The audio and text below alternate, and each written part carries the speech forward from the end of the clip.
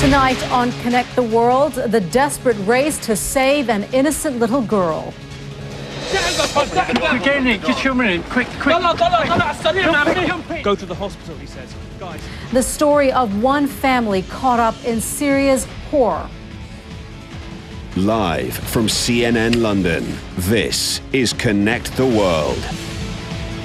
As the new UN envoy to Syria gets ready to address the General Assembly, a CNN exclusive report inside Aleppo highlights the need for urgent action. They have no home and little hope, forced to flee their towns and villages just to keep their loved ones alive. Last month alone, more than 100,000 Syrians crossed their country's borders, almost doubling the number who have fled in fear since the violence began. For those described the meeting as positive, but what many Syrians need is help, not words. In just a moment, we're going to show you an exclusive report that contains some shocking images which you could find disturbing and you may want to turn away. It shows the frenzied, frantic efforts to save the life of a little girl, yet another innocent victim of a civil war that has already claimed the lives of so many just like her. Here's CNN's Nick Payton-Walsh.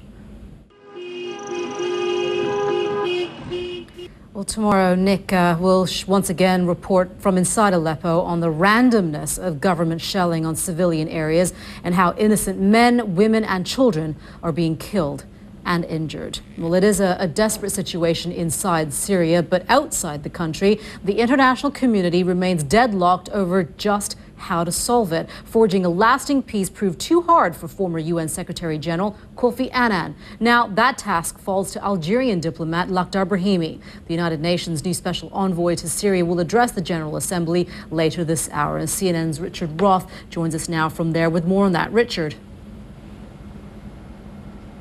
Monita, the UN General Assembly is filing in now to the hall to listen to the Secretary General of the UN, the President of the General Assembly, and... Yeah, pretty inventive indeed. Richard, thank you for that. Richard Roth there at the UN. Well, my next guest believes that Lakhdar Brahimi is by far the best man for the job. Oliver Miles is a former British ambassador to Libya, and he joins us tonight from the English city of Oxford. Mr. Miles, thank you very much for being with us. Kofi Annan called it a mission impossible. Lakhdar Brahimi has been saying it's nearly impossible. So what kind of a job does Mr. Brahimi have ahead of him? It's going to be a long one, I think. What he's got to do is he's described himself as standing in front of a wall. Some are saying, as we just heard there from Richard Roth, some are saying that he needs to have an inventive solution or inventive tools within that box of magic tricks that he hopefully will have with him. But how inventive could Mr. Brahimi be in a situation like this? Well, as I said, if the Syrian parties to this battle continue to fight and want to continue to fight... There are roadblocks, obviously, within Syria in itself to any sort of solution, but also roadblocks outside of Syria. Let's talk about the kind of, I guess, the hindrance within the UN Security Council when we're talking about the sides that have been taken. There's Russia and China on one side, and then the Western countries on the other side. How much of a hindrance has that been and will continue to be? It's an important hindrance. I think Kofi Annan was quite right when he said, rather criticising all the members of the Security Council, that they'd gone in for finger-pointing. Right, Oliver Miles, former British ambassador to Libya, thank you so much for your time, sir. We appreciate that.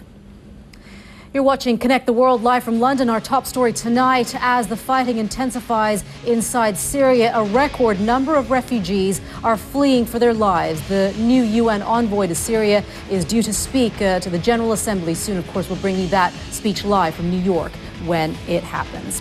But still to come, as U.S. First Lady Michelle Obama prepares for her. You're watching CNN, and this is Connect the World. Welcome back. I'm Monita Rajpal. U.S. First Lady Michelle Obama is getting set to speak at the Democratic National Convention, where no doubt she will address some of the issues voters are thinking about, as expressed in a just-released CNN poll. CNN's Aisha Sase joins us now live from the Democratic Convention in Charlotte, North Carolina, with more on that. Hello there, Aisha. Not helping us. All right, we will try to reestablish communications there with Aisha, and we'll connect back with her just momentarily. But first, let's bring you up to date on some of the other headlines we're following here on Connect the World. At least 25 people have been killed and 50 injured in a suicide attack in eastern Afghanistan. Well, that's the look of the economy in Europe, but of course, economy being issue number one in this presidential election in the United States. Aisha Sep04 joins us now live again from the Democratic Convention in Charlotte, North Carolina. And there's some interesting numbers that have just been released on a CNN poll there, Aisha. Hi there, Monita. Yes, apologies for that technical problem a short time ago. You know, the big question we were waiting to have answered after the slight change that we saw in those numbers was within the margin of error. We're going to bring those numbers to our viewers a short time from now with Paul Steinhauser to break them down further, get some analysis and try and understand what's going on here and see if there's been any reaction from the Romney camp. Monita. It'll be interesting to see what kind of a bounce Barack Obama will get after this convention this week. Aisha, we'll check in with you a little bit later on here on Connect the World. We're taking a short break right now, but when we come back, this veteran American golfer makes yet another Ryder Cup team. Teams are now set for golf's Ryder Cup, the biannual battle between Europe and the United States. On Tuesday, the USA captain named his 4 wildcard picks for the competition, which begins later this month. Let's bring in our Patrick Snell at CNN Center to unveil the newest members of Team USA. Patrick. Hi there, Monita. Yes, interesting stuff from Davis Love III, the US skipper. Let me run through his picks, starting off with... There are smiles of relief at some point that a decision has been made. Patrick, thank you very much for that. Of course, Patrick will be up there, but with more on the US Open and the Ryder Cup in about an hour on World Sport. Well, still to come here on Connect the World. Well, let's break down the numbers in that poll. In that new poll, Aisha Sep04 joins us again live from the Democratic National Convention in Charlotte, North Carolina. Aisha. Hi there, Monita. Yes, thank you. And I'm pleased to say I'm joined by Paul Steinhauser, CNN's political editor, to take a closer look at the CNN ORC poll. Always good to have you with us, Paul.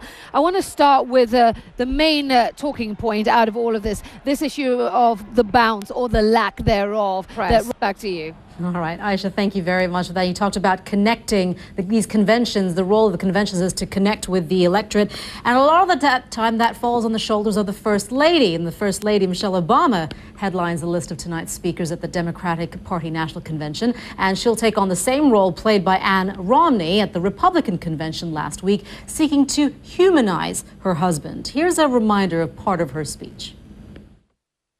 It's true that Mitt's been successful at each new challenge he's taken on. Ann Romney there speaking at the Republican National Convention last week. And of course, Michelle Obama will be taking the stage a little bit later on tonight or today in Charlotte, North Carolina. So the question is, what's the life of a political wife really like, and how do the two candidates' wives each see their roles? I'm now joined by Newsweek senior writer Allison Samuels, author of What Would Michelle Do, and Anita McBride, former chief of staff to First Lady Laura Bush. I'm going to start with you, Anita. Thank you very much again for being with us. Sure. We heard there in Ann Romney's speech, she talked a lot about, she used the words mothers, wives, sisters, grandmothers. In fact, at the inauguration speech for Barack Obama in 2008, we heard Michelle Obama use the same kind of terms of wife, mother, the roles that they play. What is it about the role of a devoted mother and wife that appeals to the American electorate? Well, I think it is such a unique vantage point, of course, for... All right, to Allison Samuels and Anita McBride, thank you very much for your time. We appreciate that. Well, CNN has extensive coverage and expert analysis for you from the Democratic National Convention. We'll be back live in Charlotte, North Carolina. UN envoy to Syria, Lakhdar Brahimi, has just given a speech to the UN General Assembly. Here's a look at what he had to say. It has been deteriorating steadily. That was the UN Arab League envoy to Syria, Lakhdar Brahimi, addressing the UN General Assembly just moments ago, speaking there in New York. He has called his mission nearly impossible, but of course we'll wait to see what he has up his sleeve in order to try and solve this almost 18-month civil war in Syria. In tonight's Parting Shots, London was the stage for the star-studded premiere of Anna Karenina. CNN caught up with the film's leading lady, Keira Knightley. Somebody who is culpable, who is guilty, who is incredibly manipulative. I'm Monita Rajpal, and that was Connect the World. Thanks for watching. The Situation Room with Wolf Blitzer is next, right after the short break.